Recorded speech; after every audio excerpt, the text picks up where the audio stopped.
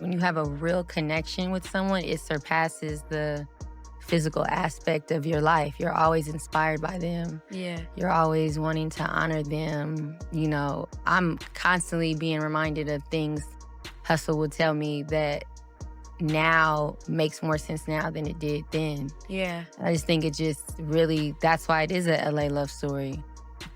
I end up following him on, I don't even remember what social media. See, my memory is so whack. Maybe it was Twitter, or at the time it was Twitter. I don't know. I don't remember. Instagram maybe. I started following him, and then he DM'd me like, hey, thank you for this. He slid in my DMs. He's like, thanks. Thanks for the support. Appreciate you. Send me your sizes so I can send you a personal box. Yeah. And then he gave me his number. And so then I text him because I was like, I don't do DMs. Okay, but did you think it was really cute then? I thought he was fine. But first of all, me following him was I was like, he took the bait. Yeah. No, yes, I always thought he was very attractive. I actually had like friends that knew him that were like, I think you guys would get along, years before that. But Tanisha Foster has finally spoken publicly following the conclusion of one of the most complicated celebrity estate battles in hip-hop history. And before we get into what she said, we need to clear up something that has been getting twisted in headlines everywhere. Tanisha Foster was never trying to take Nipsey Hussle's money. She was never a beneficiary of his estate. She had no legal claim to his assets. What she was fighting for, the entire time, through every court filing, every hearing, and every setback, was the right to have a say in how her daughter's inheritance would be managed. Her daughter, Nipsey's daughter. That distinction matters enormously, and most of the coverage has buried it. Now, let's go back to the beginning so the full picture makes sense. Nipsey Hussle, born Ermias Asghedom, was more than a rapper. He was a community architect. He invested in Crenshaw, built the Marathon clothing store on Slauson Avenue, partnered with tech companies, and spent his career preaching ownership, generational wealth, and breaking cycles. He was 33 years old, in the middle of building something real, when he was shot and killed outside his own store on March 31, 2019. He left behind 2 children. His youngest, Cross Asghedom, born in 2016 with his longtime girlfriend Lauren London, and his eldest, Imani Asghedom, born in 2008, from his earlier relationship with Tanisha Foster. Both children were named the sole beneficiaries of his estate, equally 50-50. The money, the Marathon clothing business interests, his music catalog, the trademarks, all of it was legally designated to go to Imani and Cross. But Nipsey died without a completed will or living trust. That sent everything into probate, a court-supervised legal process that determines how assets are distributed and who manages them on behalf of minor children who cannot legally control property themselves. That question of who would manage Imani's share is exactly where the battle began. In the immediate aftermath of Nipsey's death, his family moved quickly. His brother Samuel Asghedom, known publicly as Black Sam, was appointed estate administrator by the probate court. He had been deeply involved in Nipsey's business operations during his lifetime, and the court recognized that. Simultaneously, Nipsey's mother, Angelique Smith, his brother Sam, and his sister Samantha Smith were appointed co-guardians of Imani's person, meaning they were given physical and legal custody of her. That decision was made in October 2019. At the time, Tanisha signed off on it. By her own account in court filings, she was in a difficult financial position. Nipsey had been covering her rent and expenses during his lifetime, given what she described as his far superior economic resources. When he was killed, that support disappeared. The estate went into probate, and Tanisha, facing real financial limitations, entered into the 2019 agreement, allowing Nipsey's family to take guardianship of Imani. She has been clear that her decision was driven by those circumstances, that she wanted what was best for her daughter, and at that time felt she could not provide it alone.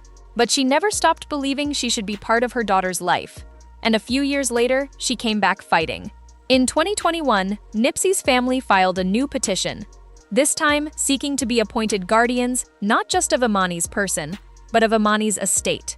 Meaning, they wanted legal authority to manage, invest, and make decisions about the financial inheritance Imani was set to receive. They framed it as prudent financial stewardship, protecting a child's assets until she turned 18. Tanisha objected strongly. She filed opposing documents arguing that she, as Imani's biological mother, should be the one managing her daughter's financial interests. She alleged that the family had not honored promises she believed were made to her when she signed the 2019 arrangement. Promises she said included continued financial support and meaningful access to her daughter. She claimed her visitation had been reduced, that financial support had been withheld, and that the co-guardians showed favoritism toward Lauren London in ways that affected their ability to act in Imani's best interest. She also wrote something in those court documents that a lot of people connected with deeply. She said Imani routinely asked when the two of them would be able to live together, that her daughter was asking for her mother, and she begged the court to recognize that. The probate investigator assigned to evaluate the situation recommended against appointing Tanisha as guardian of Imani's estate. The recommendation cited concerns including reported issues with substance abuse from 2019 and Tanisha's employment and housing situation at the time of the investigation. Tanisha's side disputed how those concerns were framed, but the court sided with Nipsey's family. In October 2023, the judge ruled that Angelique, Sam, and Samantha would serve as co-guardians over Imani's finances, including her inheritance, which by that point was estimated as part of an overall estate valued at approximately $11 million. It was a significant loss for Tanisha. She had gone into those proceedings seeking control over her daughter's financial future and came out with none of it. Lauren London's role in all of this deserves a brief, accurate mention. As Cross's mother, she was involved in the court process to ensure her son's interests were protected. But the proceedings related to Cross were handled with considerably less public conflict. There were no competing custody disputes surrounding him the way there were with Imani. Lauren largely stayed out of the headlines while Tanisha's battle with the Asghedom family continued to dominate coverage. Then, in early 2025, things shifted again. Tanisha filed an emergency motion in February 2025 to terminate Imani's guardianship entirely. She also sought to depose Black Sam before a trial that had been scheduled for February 25th. The court denied that deposition request, citing insufficient evidence in the moving papers. But then something unexpected happened. One day before the trial date, both sides appeared in court together. A joint stipulation was filed on March 5, 2025, signed by Tanisha, Sam Asghedom, Samantha Asghedom, and Angelique Smith.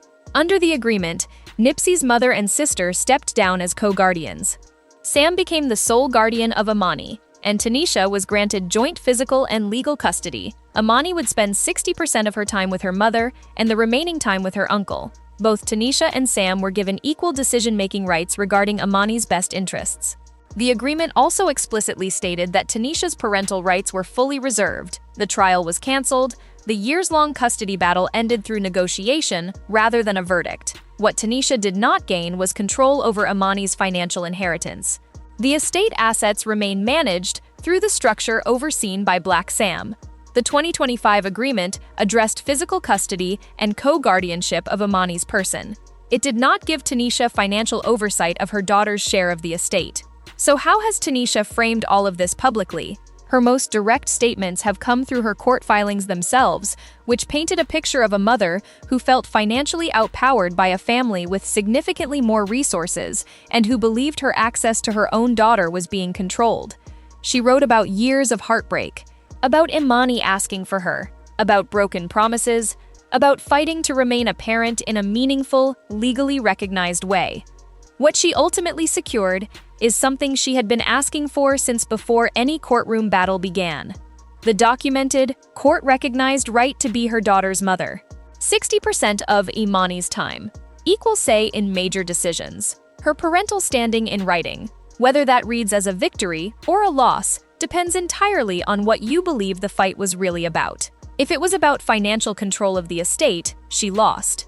If it was about her daughter, about being present, recognized, and legally protected in that relationship, she got something real. The estate itself continues moving forward.